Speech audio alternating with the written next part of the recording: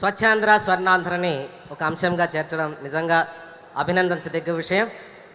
ఈ సందర్భంగా రాష్ట్ర ముఖ్యమంత్రి గారు నారా చంద్రబాబు నాయుడు గారికి, నారా లోకేష్ బాబు గారికి ధన్యవాదాలు తెలియజేస్తూ, స్వచ్ఛాంధ్ర స్వర్ణాంధ్ర మీకోసం జనరల్గా మన ఇళ్ల దగ్గర పారిశుద్ధ్య కార్మికులకి, అలాగే మన ఒక ఇంటి ఓనర్కి జరిగే సన్నివేశం మీ అందరి ముందు.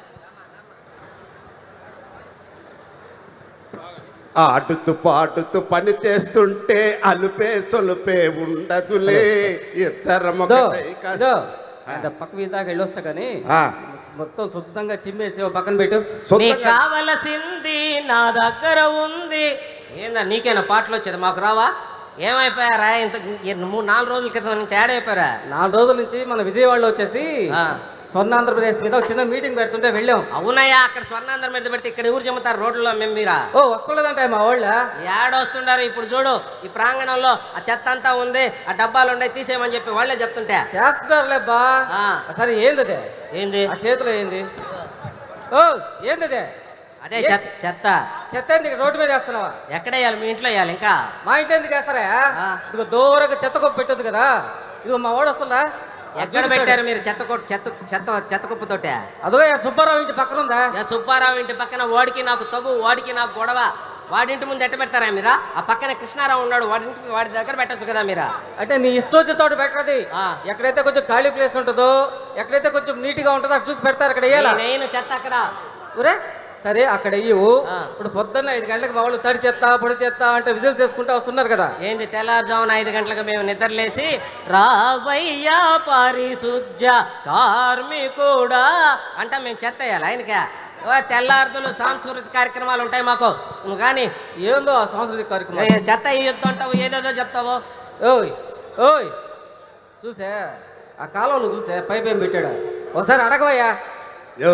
ఏంది అదే? ఏంది పైపు?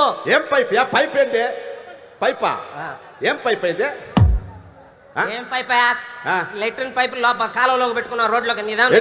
రోడ్లు పక్క కాలువలోకి ఇంటి ముందు నుంచి పైపు తీసుకొచ్చి ఏం చేయాలా? ఆ పైపు తీసుకొచ్చి కాలువలు పెడితే ఆడ మురికి ఎక్కువైపోయి దోమలు అపరిశుభ్రత ఏర్పడుతుంది. మరి అక్కడి నుంచి తెలియదని ఏం చేయాలని మేము సెప్టిక్ ట్యాంక్ కట్టుకోవాలియా? డబ్బులు ఎవరు ఇస్తారు? మీ చిన్న ఆయన ఇస్తాడా? నువ్వే కట్టుకోవాలియా?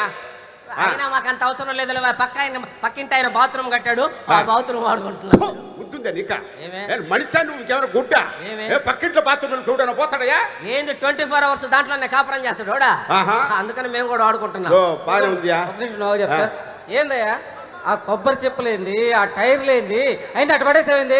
ఇప్పుడు కొబ్బరి నీళ్లు తాగాము, ఆ ఎండ పెట్టుకొని పొయ్యిలో పెట్టుకుంటాం, మీకేం ఇబ్బంది అని? ఇప్పుడు వర్షాకాలం అయ్యా, వర్షాలు వచ్చినాయంటే మొత్తం నీళ్లు చేరిపోతాయి. దాంట్లో మొత్తం దోమలు చేరిపోతాయి తెలుసా? ఏమవుతాయి దోమలు చేరితే? ఏమవుతాయి? Dengue, malaria, filaria, chikungunya, mutton గున్యా లాంటివి వస్తాయి. ఏంది మటన్ గున్యా కూడా వస్తుంది సార్? అంటే ఏదో ఫ్లోలో అనేసావులే. చికెన్ గున్యా విన్నాం కానీ మటన్ గున్యా ఏడన్నా అన్నా మనం? ఏదో ఒకటి నోటుకు వచ్చి చెప్పారు నొక్కుతున్నావా నువ్వు? అవన్నీ తీసేసే ముందు. అంతేనంట? అంతే. ఆ చెత్త కూడా తీసేయమంట.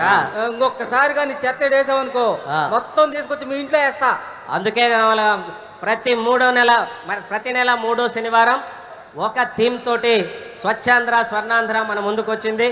మొట్టమొదటగా ఈ ప్లాస్టిక్ వ్యర్థాలన్నీ ఏరేటువంటి ఒకరోజు ఆ కార్యక్రమం, అలాగే ఎండాకాలంలో హీట్ ద బీట్ అనే ఒక కార్యక్రమం పెట్టి ఎండల్లో మనం తీసుకోవాల్సిన జాగ్రత్తల గురించి ప్రభుత్వం చర్యలు తీసుకోవాలని, మల విసర్జన రహిత మన ప్రాంతాలు కానీ పట్టణాలు నగరాలు కూడా సంకల్పం మన ప్రభుత్వం ఒక్కొక్క థీమ్తో ఈరోజు స్వచ్ఛాంధ్ర స్వర్ణాంధ్ర మన ముందుకు వచ్చింది. కాబట్టి మన అందరం స్వచ్ఛాంధ్ర స్వర్ణాంధ్రలో భాగస్వాములు అవుదాం.